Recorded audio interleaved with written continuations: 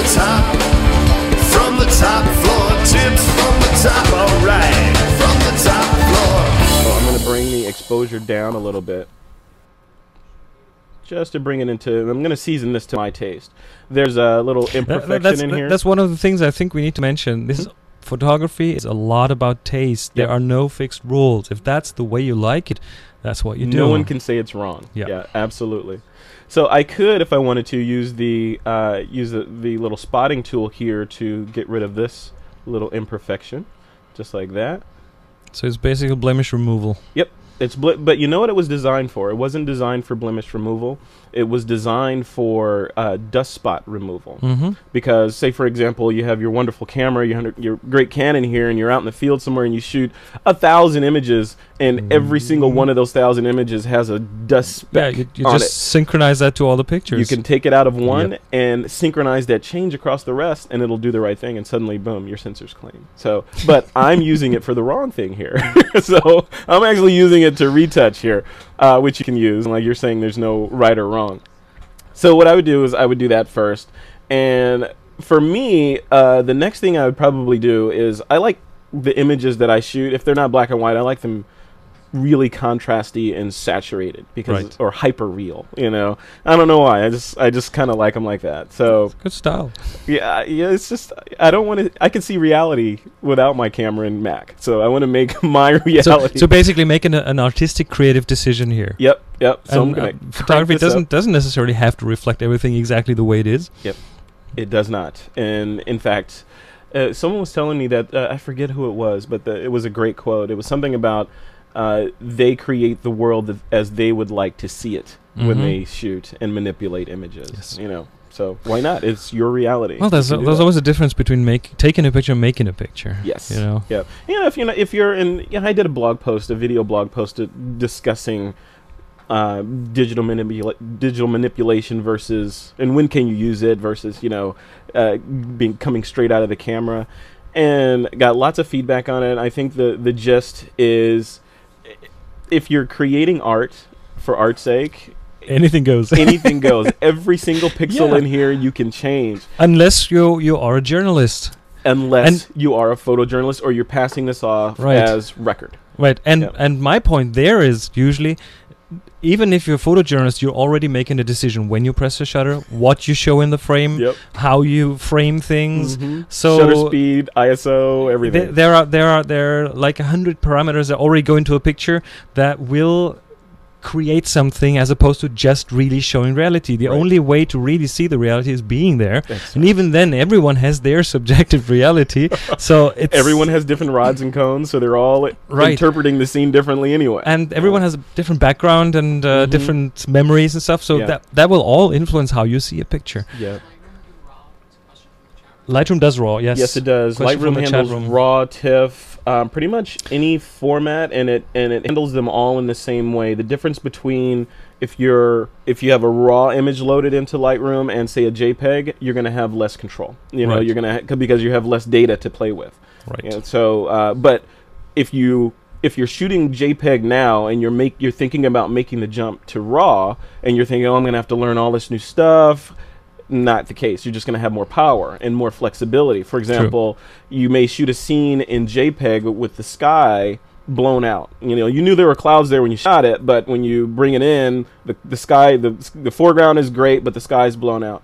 With a JPEG image, you might drag a gradient in there to bring that out, but you're just going to get mud or gray. With a RAW image, there's much more data there, so that you would actually see clouds. So you'd have much more flexibility. But you'll still be better off if you nail it when you shoot it. Absolutely.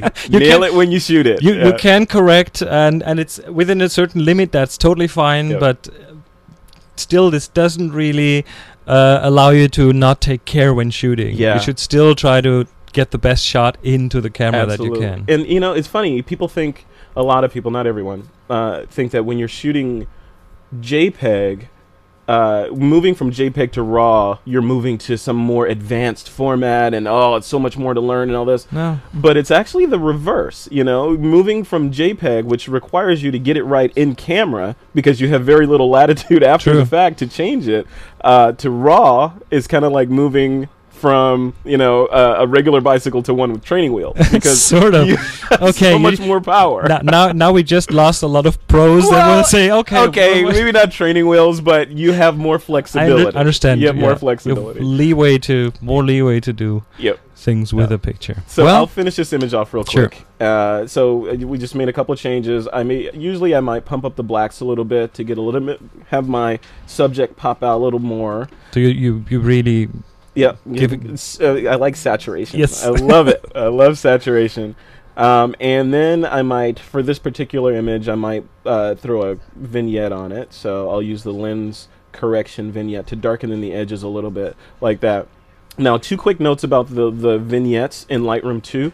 There's 2. There's a lens correction vignette and a post-crop vignette. Right. Now, first thing is, the vignette originally was designed as a corrective feature. So some lenses, like say the 7200 2.8 on the Nikon side, vignette at some point. Wide open, sometimes it does that, yeah. A lot of lenses do that. Mm-hmm. So with this feature in Lightroom, it was designed so that you could counteract that and get rid of it. Lots of photographers have decided to use it for creative purposes, like I'm doing here, to burn in the edges of your image and take it the other direction. So that's what it was designed for. One of the requests that came in during the development of Lightroom 2 was post-cropping, because with Lightroom 1, you could add a vignette to it, but when you cropped, it was still adding the vignette to the original crop parameters. So you'd lose part of your vignette. You would lose part of your vignette, or maybe all of it, depending on how closely you cropped. So they added post-crop vignette, which now, if you crop your image down, you can use that one and still apply vignetting to it and move the center point, or move the midpoint, or change the midpoint and all that. So that you from a creative point of view, you do this to darken down the outer parts to kind of get more attention to the subject in the picture. Absolutely. To draw more focus, no pun intended, to the subject in your image. And a lot of, it's like that fire hose we talked about, Chris. It's with great power comes great responsibility. You don't have to apply vignetting to every single image you shoot. Actually, if you do that, I guess it might become boring. It would become boring, Maybe. Light seasoning. Well, a little bit of salt. In a minute from now, we're actually talking to the master of the vignette, John Arnold. Oh, excellent. Photo walkthrough. So he might probably beg to differ. What, every image should be vignetted. Yeah. Right. All right, I want to hear that. I'm going to come in. But yeah, it's like you're saying, everything's a tool, and in all honesty, every image you shoot is, if you're creating art, it should be what you want it to be. If you want to add vignettes to everything, go ahead. It's up to you. It's a creative decision. You can do whatever you want. Don't let anybody tell you any differently. It's it's a creative decision, unless, like you said, you've promised your client that this is a accurate representation of the scene as I saw it, and you're trying to pass it off as photojournalism, strict photojournalism. And even that is kind of iffy in terms of if you're doing a photo story of something.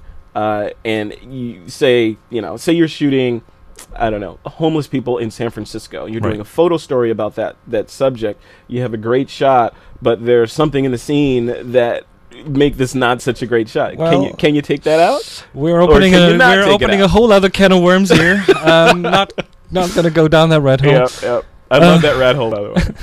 Frederick.